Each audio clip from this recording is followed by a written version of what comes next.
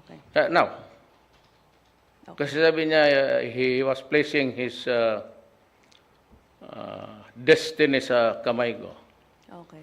Now is the time because they said he violated my instructions. Okay. Hindi na kailangan niyang pirma-pirma. Pag sinabi ng presidente, ako lang kasi, ayaw kong magpa-importante. Hindi ko nga ako nakikialam dyan sa mga priso na yan. But the problem, mayroon na, may apoy na dyan.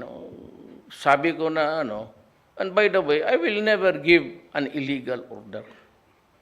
So yan kayong mga tagtago dyan, kung hindi kayo mag-surrender kayo, sabi mo na you are already good because you were validly or legally. Well, I'm telling you now, it was not legal. According to the secretary, he pointed to 2 cases. The Supreme Court said